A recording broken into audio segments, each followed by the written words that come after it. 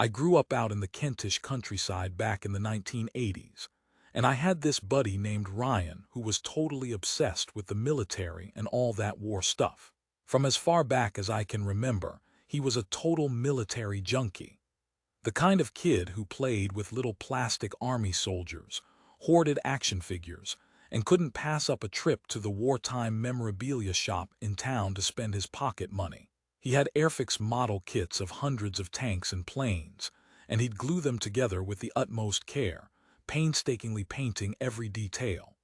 I once tried to put together a kit myself, but I only ended up with glue everywhere, and paint smudged all over the place. Me models would have made a Warhammer fan cry. Ryan's skills with paint and glue were so bad, they'd have made any hobbyist cringe. Ryan's grandpa, Steve, was a veteran of World War II, and he lived alone in a small ground-floor flat. Ryan and I often went to visit him during the weekends. He was a genuinely kind-hearted guy, think of the classic loving grandpa archetype, and that's exactly what he was.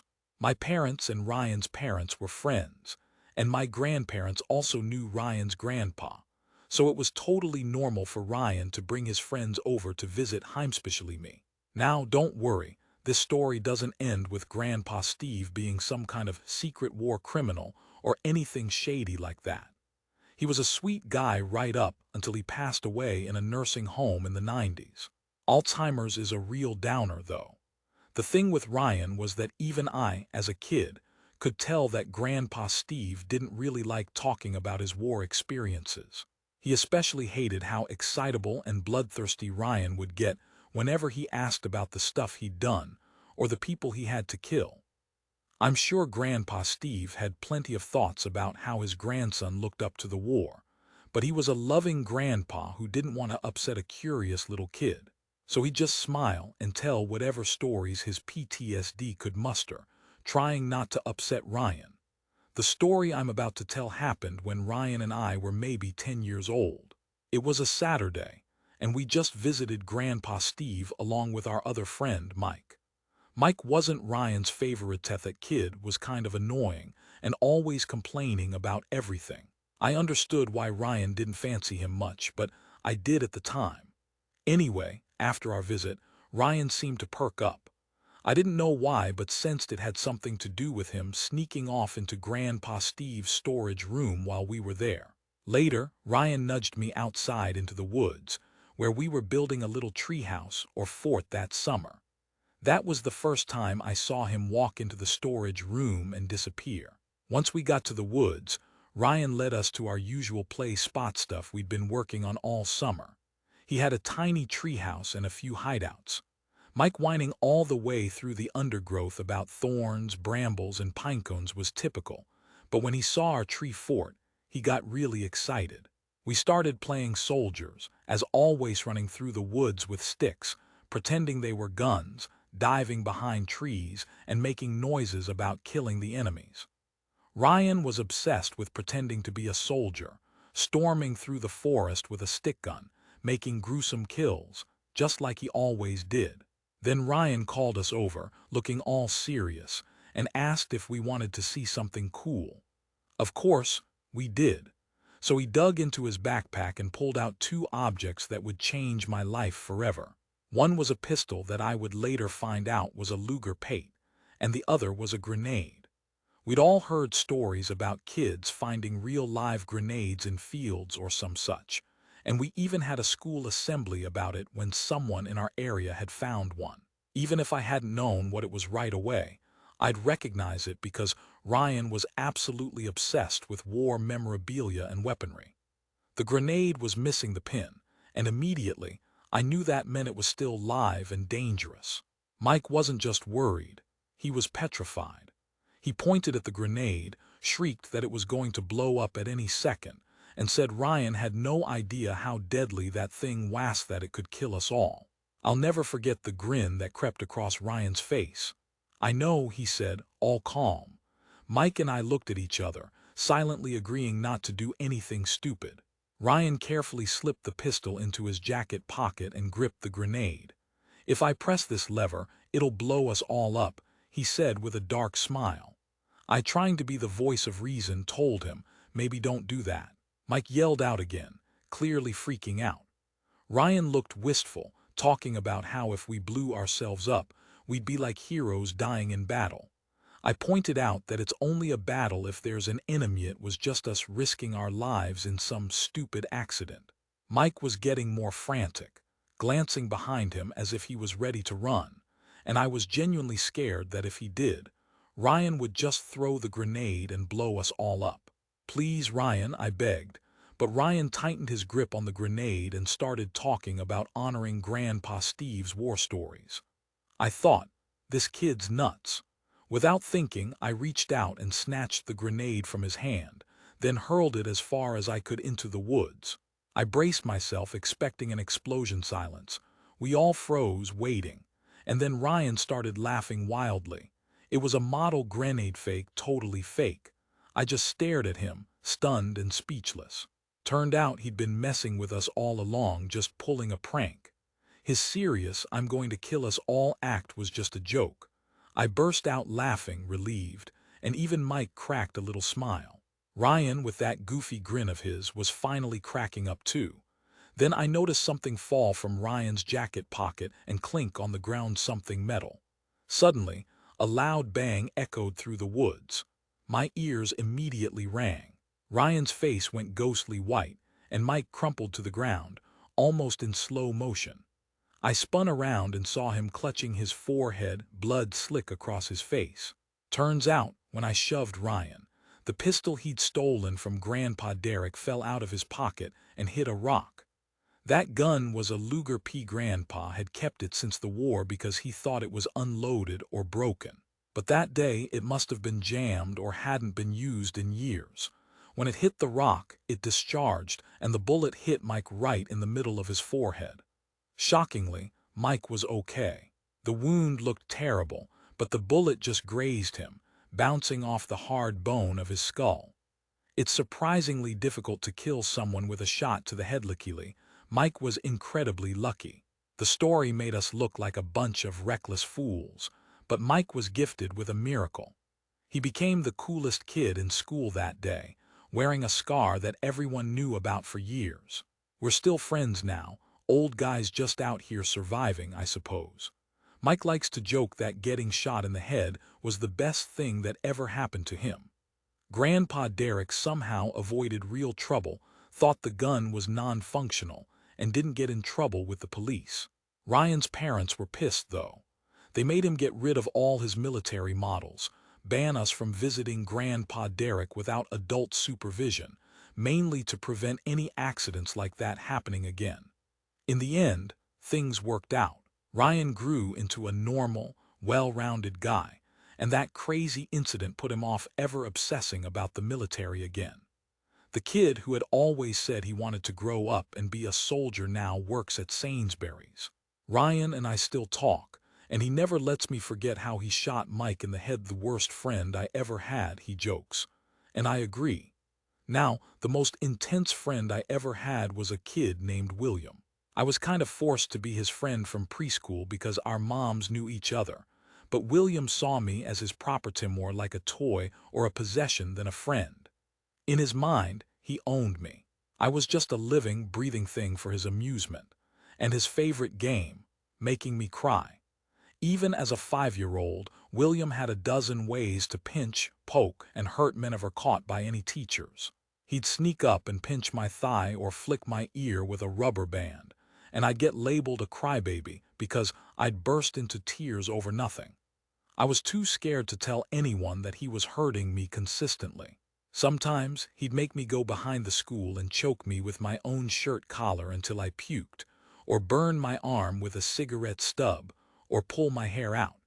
He even pulled out pins and prodded me, or so I thought. I was the clumsy kid, the one who always broke his toys or tripped and cried. Honestly, I wish I could say William was just some imaginary tormentor, like a figment of my imagination, but he was very real. And that very unpleasant torment continued through elementary school. Once his family moved away because his stepdad got a new job, and I thought I was finally safe. But that fall through made me realize I was stuck with him for good, and I was sure the torture would never end. Strangest part, William seemed to like me back. He was the one who kept making sure I had no other friends. I thought back then that this kind of twisted friendship was normal, even if it terrified me. Now I look back and realize how messed up it was. I genuinely thought William was my friend, even if he was a psycho. I convinced myself I enjoyed hanging out with him, inviting him over most weekends, even though it usually meant broken toys and him getting into trouble with my parents. Sometimes we'd go to his house, where he had a dog, an older sister, and a Nintendo, though he'd never let me play it, only watching him, always promising I'd get a turn next. And William owned bunk beds, which meant sleepovers at his house were a rare treat. But I was always kind of terrified of sleeping over at night because I was afraid of him. Still, sometimes I had no choice, like when my parents went away or something. So I'd sleep on the top bunk, which seemed exciting, but I later realized it was because William slept on the bottom, was afraid of heights. One night I woke up to William pulling my arm and shoving water in my face. Typical William. He told me we were heading to the park at midnight. I knew I wasn't supposed to go out that late, especially without my parents, but I couldn't say no. He'd already been reaching to pinch me if I tried to protest. It was around May, nice and warm. I wore my pajamas, and he let me wear shoes. At the park near William's house was this huge jungle gym that he never let us play on because he said it looked gay, but that night, he was obsessed with it. Climb to the top, he ordered. It was a kid's playground from the 90s, poorly lit with just a single dim lamp, barely enough to see. But William didn't care. That's what he wanted me to do. Thankfully, I was pretty nimble, so I climbed up the netting and reached the top bars, ignoring how dark it was. When I got to the top, William told me to do a handstand.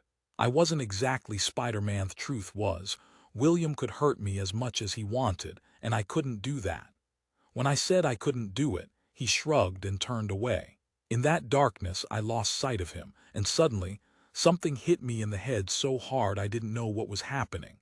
Pain exploded through my body, and the world spun. I fell backwards from the top of the jungle gym, probably 12 feet, and slammed into the ground with a sickening crack.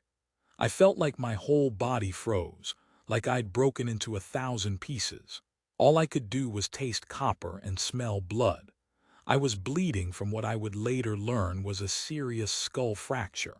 I tried to scream for help, but my mouth wouldn't make a sound. I only managed a few weak gasps. I couldn't move my head or even look around.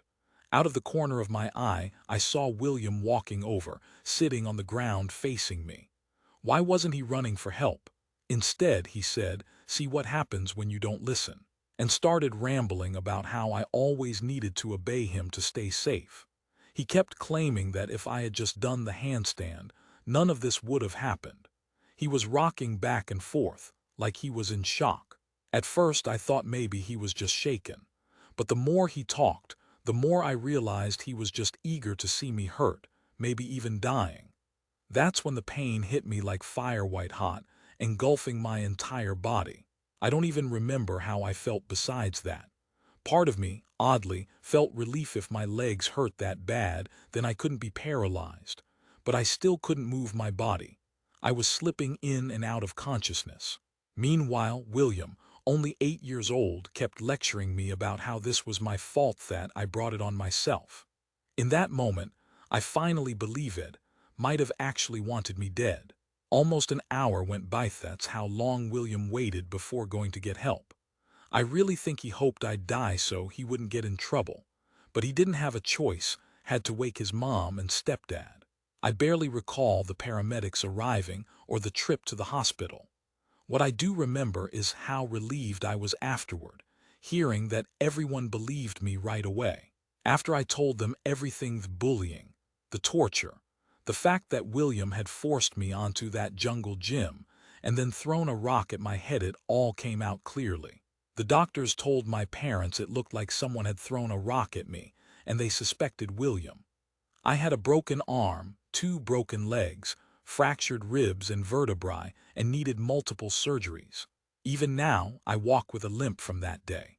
William's family covered all my medical bills, which was pretty impressive, but my own family hated him for it. They made him throw away all his military models and toys. They banned us from visiting Grandpa Derek unless an adult was presently to protect Grandpa Steve. Ryan, though, was in serious trouble. His parents made him get rid of all his military stuff, and they mostly kept him away from Grandpa Steve. The incident scared Ryan enough that he totally lost interest in the army stuff, and he grew up into a normal adult working at Sainsbury's. Ryan and I still keep in touch, and to this day, he never lets me forget that he shot Mike in the head. That he's the worst friend he ever had. I agree. The worst friend I ever had was a kid named Mark. I kinda had to be his buddy at first. Our moms were friends, and they pushed us together. Mark saw me as his property, like an object he owned. He treated me as if I were his toy, making me cry just for fun. He had a dozen ways to pinch, prod, and hurt me, mostly without anyone noticing. He'd sneak behind me, pinch the soft flesh of my thigh, flick my ear with a rubber band, or trip me up. I was labeled a crybaby because I'd tear up so easily. I was too scared to tell anyone how often he hurt me. Sometimes, he'd drag me behind the school and choke me until I puked, or burn my arm with cigarettes, or pull my hair out. He'd carry tiny pins and prod me with them, making me trip and cry. I was dubbed the clumsy kid who kept breaking his toys and tearing his clothes. Looking back, I wish I could say Mark was just some imaginary figment, like an invisible monster I created to scare myself. But he was very real, and that torment went on through elementary school. One day, his family moved away because his stepdad got a promotion, and I thought I'd be safe. But then I realized I'd been wrong. The torment was going to follow me forever. The strangest part, Mark seemed to genuinely like me, even as he hurt me. He kept making sure I had no other friends, so I thought that was normal back then. Now I see how twisted it was, and I hate that I believed he was my friend. I'd invite him over most weekends, even though it always ended with my stuff broken, or him getting into trouble with my parents. Sometimes I got to go to his house where he had a dog, an older sister, and a Nintendo. But he'd never let me play the games and watch him. He'd promise I'd get my turn next time, but then we'd run out of time. He also had bunk beds, so sleepovers were rare, but when they did happen, I'd be terrified of sleeping at night. I'd always pretend to be brave but secretly wish I could leave. Usually, my parents' trips away meant I had to sleep over at his house. Like I said, his mom and mine were friends, so his place was the first option if I couldn't stay home. One night I was about 9, and I slept on the top bunk, which I thought was exciting at the time. Later, I realized that was because Mark slept on the bottom. He was afraid of heights.